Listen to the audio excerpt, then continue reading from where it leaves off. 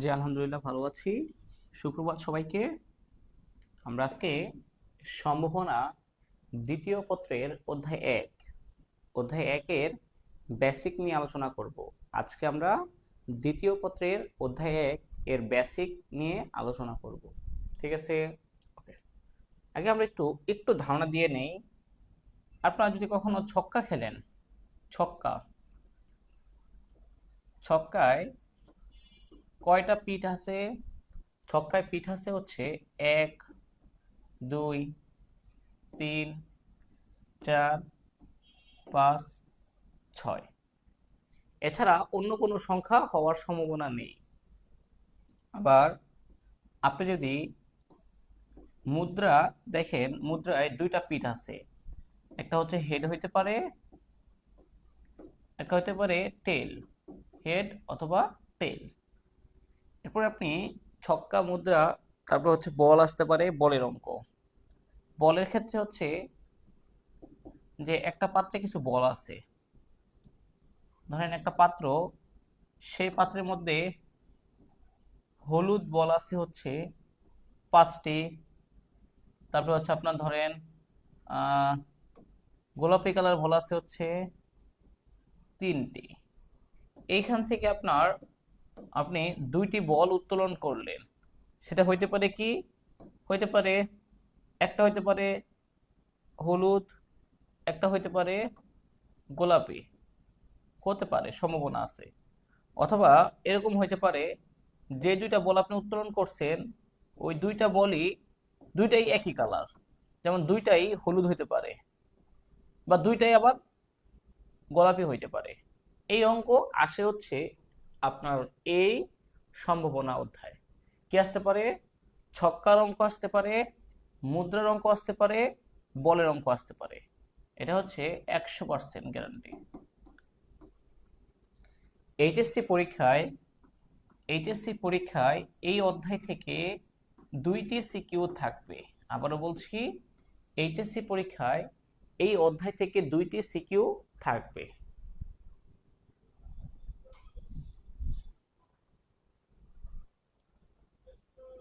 ওকে, সবাই তাড়াতাড়ি যুক্ত হয়ে যায়।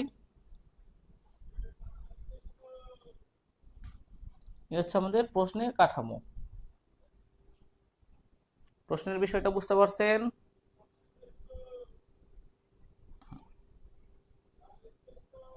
অর্থাৎ সম্ভাবনা দ্বিতীয় পত্রের প্রথম অধ্যায়।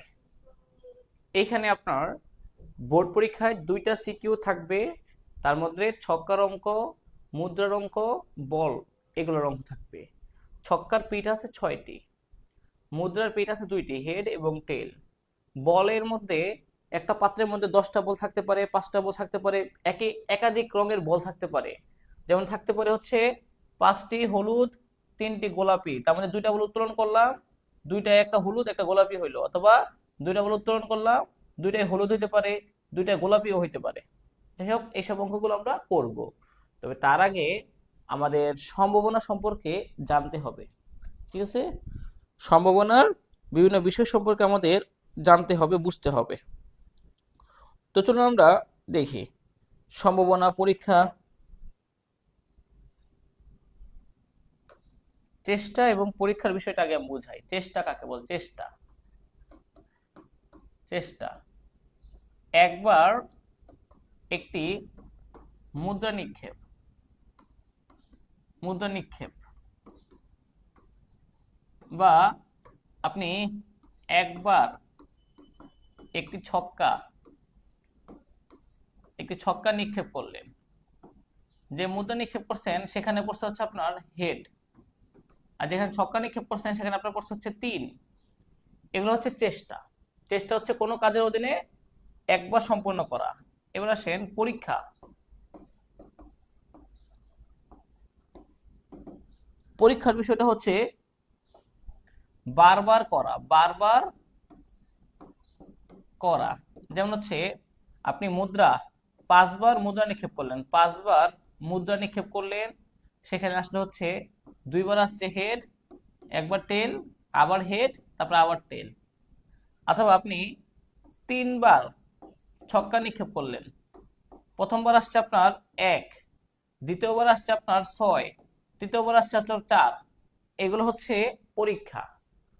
চেষ্টা হচ্ছে একবার একটা কাজ সম্পন্ন করা, আর পরীক্ষা হচ্ছে একটা শর্তের অধীনে বারবার একটা কাজ সম্পন্ন করা। একবার হলে চেষ্টা, বারবার হলে পরীক্ষা। তাহলে আমি চেষ্টা এবং পরীক্ষার পার্থক্যটা কি বুঝাইতে পেরেছি? ওকে, চেষ্টা এবং পরীক্ষার পার্থক্যটা কি বুঝাইতে পারছি আমি?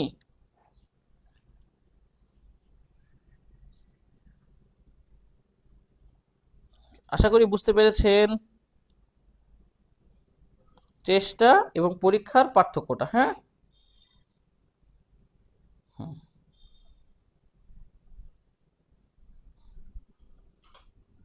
ওকে। এখন দৈব পরীক্ষা কাকে বলে এটা একটু বুঝাই। হ্যাঁ, দৈব পরীক্ষা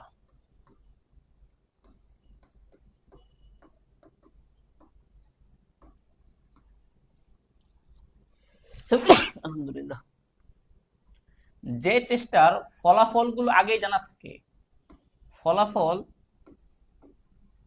আগেই জানি যে কি আসবে। যেমন ছক্কা নিক্ষেপ করলে আমি শিওর 1 আসতে পারে, বা 2 আসতে পারে, 3 আসতে পারে, বা 4 আসতে পারে, বা 5 আসতে পারে, বা 6 আসতে পারে, এটা নিশ্চিত।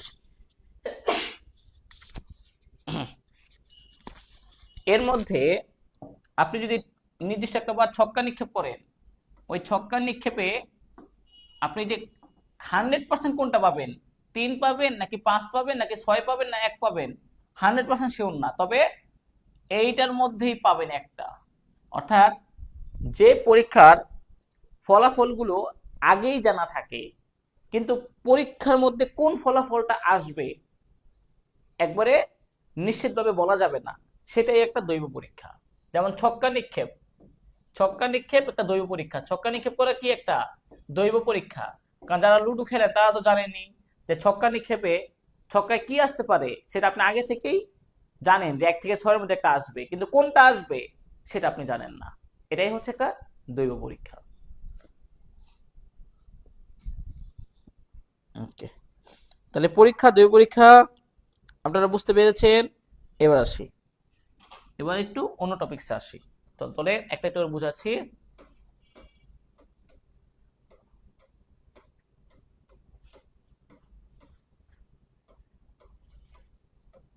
ওকে, সম্ভাবনা।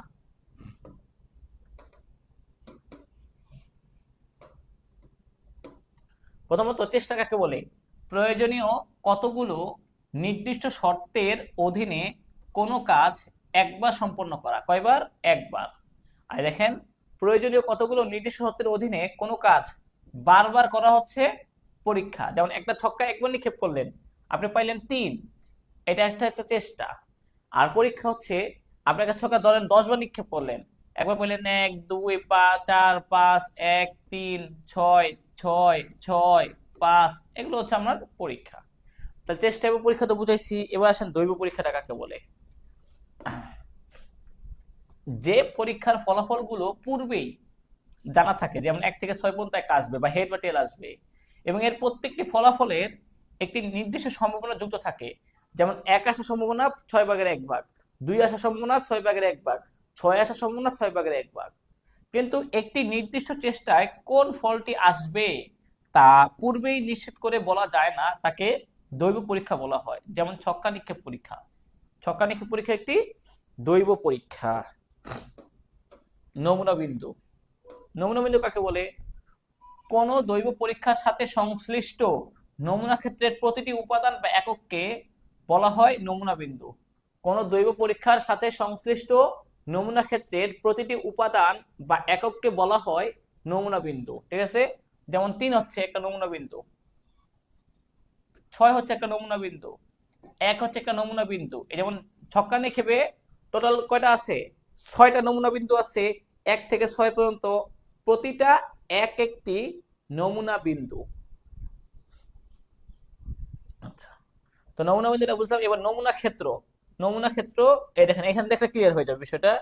এখান থেকে দেখেন ক্লিয়ার হয়ে যাবে। যেমন এখানে দেখেন, এটা হচ্ছে নমুনা ক্ষেত্র, এটা হচ্ছে নমুনা ক্ষেত্র। নমুনা ক্ষেত্র কি? 1 2 3 4 5 6 সবগুলো মানে সমষ্টি যা আসতে পারে ওইখানে যা যা মান আছে সব মান মিলাই হচ্ছে নমুনা ক্ষেত্র। আর নমুনা বিন্দু হচ্ছে 6 একটা নমুনা বিন্দু, 1 একটা নমুনা বিন্দু, 4 একটা নমুনা বিন্দু। তাহলে নমুনা ক্ষেত্র আর নমুনা বিন্দু এই দুইটার পার্থক্যটা কি ক্লিয়ার? একটু জানান। নমুনা ক্ষেত্র আর নমুনা বিন্দুর পার্থক্যটা বুঝতে পারছেন কিনা? নমুনা ক্ষেত্র হচ্ছে একটা পুকুরের সকল মাছ, আর নমুনা বিন্দু হচ্ছে তার এক একটা মাছ। ঠিক আছে? নমুনা ক্ষেত্র আর নমুনা বিন্দুর পার্থক্যটাকে আমি বুঝাইতে পেরেছি।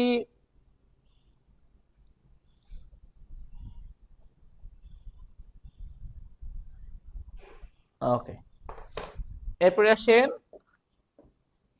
বিচ্ছিন্ন নমুনা বিন্দু। বিচ্ছিন্ন আরেকটা হচ্ছে অবিচ্ছিন্ন। যে সকল নমুনা বিন্দুর মান সসীম নমুনা ক্ষেত্র সেটা হচ্ছে বিচ্ছিন্ন।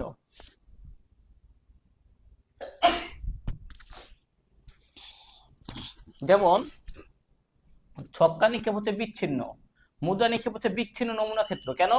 কারণ এগুলো উপাদানগুলো গুণে শেষ করা যায়, 1 থেকে 6 পর্যন্ত থাকবে বা হেড টেল থাকবে এরকম। আর অবিচ্ছিন্ন হচ্ছে নির্দিষ্ট উপাদান সময়ের মধ্যে বা নির্দিষ্ট মানের মধ্যে যে কোনো মান হতে পারে।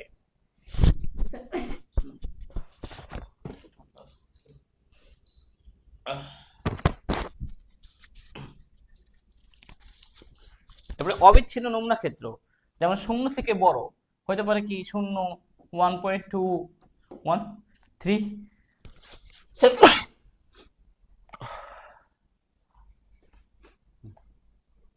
আবার বলছি বিচ্ছিন্ন নমুনা ক্ষেত্র সসীম, যা 6টা মান 10টা মান এরকম থাকবে। যেমন ছক্কায় এটা হচ্ছে 1 2 3 4 5 6, এর বাইরে কিছু হইতে পারে না। এটা হচ্ছে বিচ্ছিন্ন। আর অবিচ্ছিন্নটা হচ্ছে অসীম, মানে অনেক হইতে পারে মান। যে 1 থেকে 0 থেকে বড়, তা 0 থেকে বড়র মানে অভাব নাই, অনেক মান হইতে পারে, কোটি কোটি সংখ্যা হইতে পারে। এটা হচ্ছে অবিচ্ছিন্ন।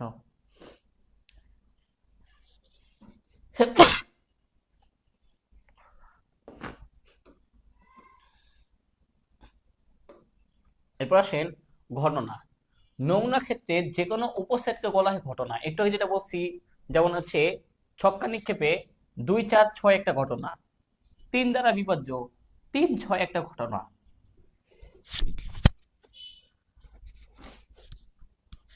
এবার আসেন সরল ঘটনা আর একটু যৌগিক ঘটনাটা বুঝাই। সরল আর যৌগিক, এই দেখেন ঘটনাটা বুঝেন। যেমন আপনি ছক্কা লুডো খেলতেছেন, লুডো খেলতেছেন আপনার 1 হইলেও গেম, 1 বা 2 হইলে গেম, গুটি খাওয়া পড়বে। এটা হচ্ছে